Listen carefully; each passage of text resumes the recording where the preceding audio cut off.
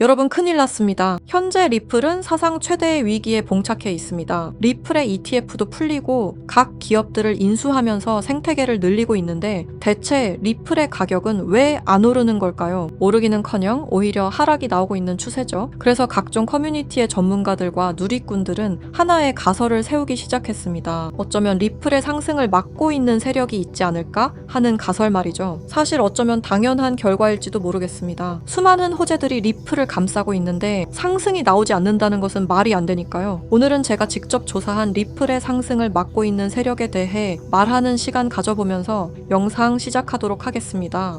구독과 좋아요는 영상을 제작하는데 큰 힘이 됩니다.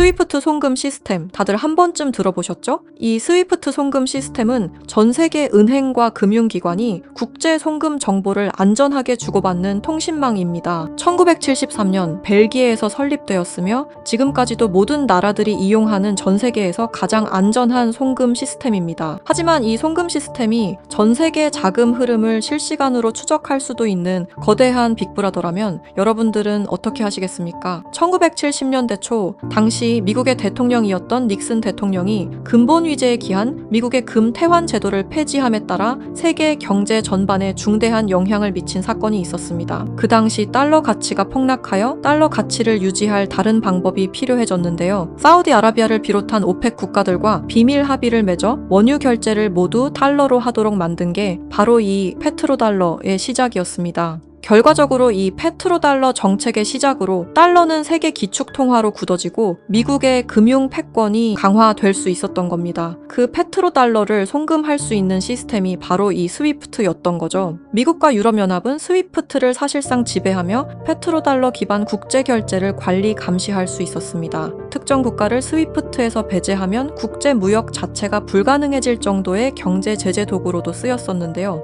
북한, 이란, 아프가니스탄, 미얀마, 소말리아 등등 보시면 아시겠지만 독재 정치와 질적인 경제력은 부족한 나라들인 걸 확인하실 수가 있을 겁니다. 그만큼 스위프트 시스템을 거부한 대가는 참혹했습니다. 경제 붕괴, 정치적 혼란, 치안 문제 등등 국가적으로 수출과 수입이 이루어지지 않으니 국가들은 고립되고 결국엔 쇠퇴하는 일이 발생한 겁니다. 이 스위프트라는 시스템은 그렇게 전 세계적으로 발을 넓혀 나갔고 결국 모든 나라의 결제 시스템을 장악했습니다. 그렇게 전 세계 자금 흐름을 실시간으로 추적이 가능한 거대한 빅브라더가 될 수 있었던 겁니다.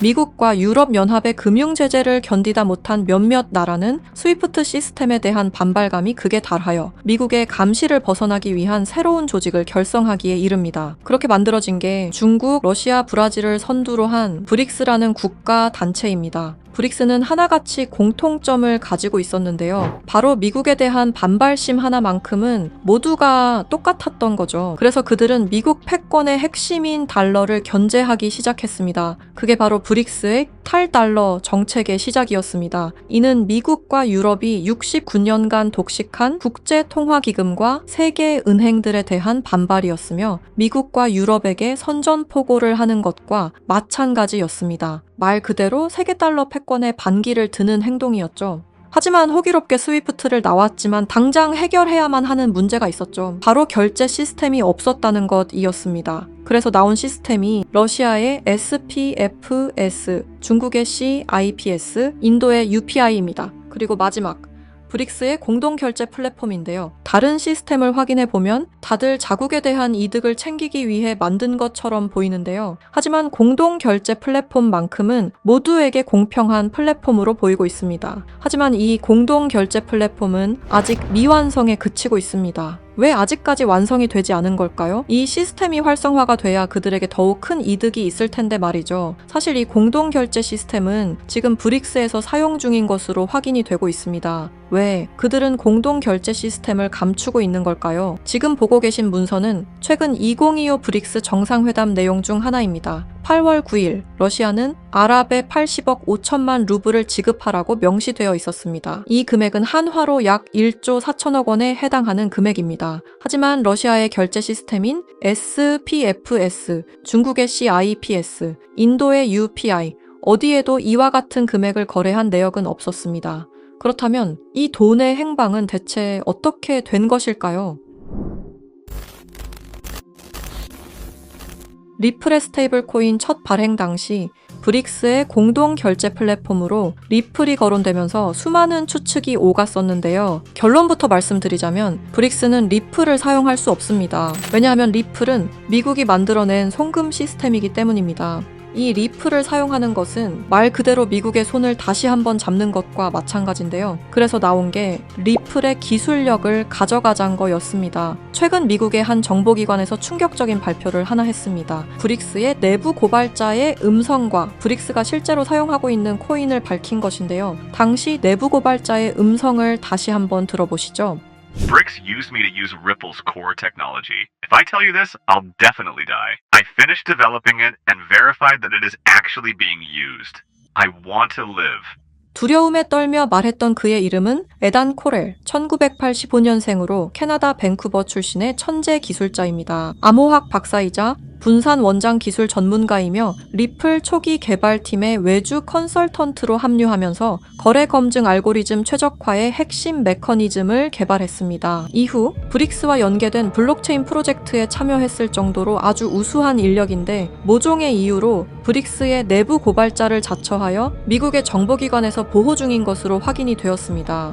그가 말하는 브릭스의 암호화폐는 리플 기술을 기반으로 감시망을 완전히 회피하는 그림자 코인이라는 프로젝트였습니다. 앞서 말씀드렸다시피 어마어마한 금액을 송금했을 때 그 흔적이 남지 않는다는 것은 말이 안 됩니다. 하다못해 수수료 찌꺼기라도 남아야 되는 게 이 송금 시스템의 메커니즘인데 놀랍게도 그 어디에서도 흔적을 찾을 수 없었습니다. 스위프트와 리플의 단점을 완벽히 보완한 최초의 코인이었던 거죠. 정보기관은 에단 코렐이 말한 내용을 조속히 언론 매체에 알렸습니다. 현재 가장 위험하며 미국의 안전까지 위협할 수 있는 이 엄청난 코인을 최대한 노출시켜야만 했기 때문입니다. 하지만 모든 언론 매체가 이를 거부했습니다. 뉴스에는 송출이 불가했고 SNS에 올리면 바로 삭제가 되며 유튜브는 정지가 된다는 겁니다.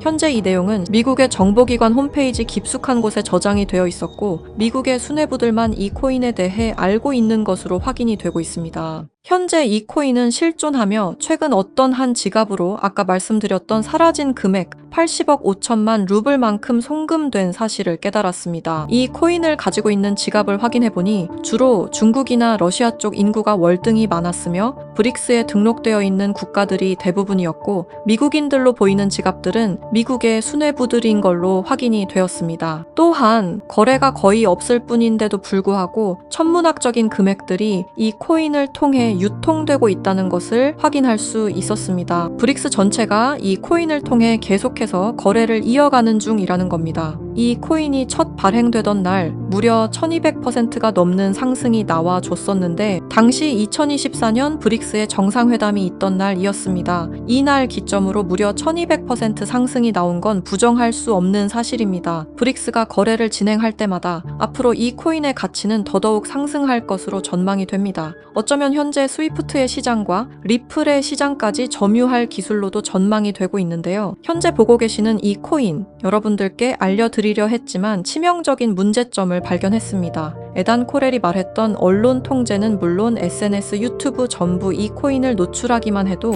존재 자체가 삭제당하고 있었습니다. 제가 이 코인의 정체를 세상에 폭로한 게 이번이 처음이 아닙니다. 어떤 이유에선지 그 영상은 삭제가 되었고 이후 채널도 더는 운영할 수 없게 되었습니다. 당연히 커뮤니티 가이드라인을 위반한 적도 어떠한 이익을 취하려 사용한 것도 아니었는데 말이죠. 세상은 불편한 진실이 다뤄질 때마다 제일 처음으로 행하는 게 바로 언론 통제가 우선시되는 게 첫 번째였습니다. 북한만 봐도 그 사실을 알 수가 있죠. 이건 단지 투자 종목 하나를 공유하는 문제가 아닙니다. 브릭스가 이 코인으로 탈달러 정책의 시발점을 알렸으며 미국을 밀어내고 패권을 잡게 되면 경제시장 전체의 하락으로 이어질 가능성이 매우 크단 겁니다. 그렇게 된다면 전 세계의 경제 붕괴는 물론 IMF 같은 현상이 다시 한번 찾아올지도 모른다는 거죠. IMF 때 얼마나 힘들었는지 기억나시나요? 국가 부도의 날이라고 말하는 만큼 다시는 그 일이 일어나게 둬서는 안 된다는 겁니다. 지금 우리가 마주한 흐름은 단순한 변동이 아닙니다. 개인 투자자들이 결코 막을 수 없었던 거대한 구조가 다시 움직이고 있습니다. 하지만 이번에는 상황이 다릅니다. 과거처럼 흩어진 개인이 아닌 정보를 공유하는 집단, 즉 하나의 세력이 형성되고 있기 때문입니다. 제가 드리고 싶은 말씀은 아는 것을 모른 척하지 말자. 그리고 이번만큼은 놓치지 말자. 이 두 가지입니다. 현재 그림자 코인이라 불리는 이 종목은 여러분께 이미 보여드린 바와 같이 지속적인 상승 흐름을 이어가고 있습니다. 눈에 띄지 않게 조용히 그러나 분명하게 움직이고 있습니다. 왜 그럴까요? 왜 아무런 대대적 공지가 없을까요? 그 이유는 명확합니다. 개인들이 이 사실을 인지하는 순간 그들의 전략은 더 이상 유효하지 않기 때문입니다. 그래서 오늘 시청자 여러분께 단순하지만 중요한 요청을 드립니다. 영상 설명란에 안내된 링크를 통해 설문지 하나만 작성해 주시길 바랍니다. 어떠한 투자 권유도 아닙니다. 어떠한 결정을 강요하지도 않습니다. 다만 앞으로 펼쳐질 흐름을 개인이 아닌 집단으로서 확인하자는 것, 그리고 과거와 같은 실수를 반복하지 말자는 것, 그 점을 강조드리고 싶습니다. 여러분, 한 분 한 분의 참여는 단순한 정보 수집이 아니라 우리 모두가 정면으로 마주해야 할 미래를 좀 더 명확하게 바라볼 수 있게 하는 중요한 과정입니다. 지금 이 순간에도 시장은 움직이고 있습니다. 우리는 선택해야 합니다. 조용히 지나칠지 아니면 정보를 공유하고 함께 대응할지 이번만큼은 여러분들께서 정확한 판단의 기회를 놓치지 않으시길 바랍니다. 브릭스는 언론 통제는 물론 SNS, 유튜브 또한 통제하고 있습니다. 브릭스가 이 코인을 앞으로 내세우고 미국의 달러 패권을 가져가기 시작한다면 글로벌 경제의 붕괴는 불보듯 뻔하게 이루어질 것입니다. 브릭스가 원하는 건 아무도 모르게 조용히 이 그림자 코인의 테스트를 완수하는 것이고 그 시발점을 막는 것이 우리의 역할일 것입니다. 우리가 아무것도 하지 않으면 그들은 모든 것을 빼앗아 갈 것입니다. 이번에는 똑같은 실수를 하지 않길 바라는 마음으로 이 영상을 제작했습니다. 제가 지금까지 말씀드린 모든 것들은 사실을 기반으로 하여 대부분 공개된 기록들입니다. 아래 설명란에 안내된 링크를 통해 브릭스의 패권 장악을 막는 운동에 동참해주세요. 지금 당신의 선택이 우리 모두의 미래를 바꿀 수 있는 순간일 것입니다. 이 영상을 널리 퍼뜨려 브릭스의 패권 장악을 막아주세요 부탁드립니다.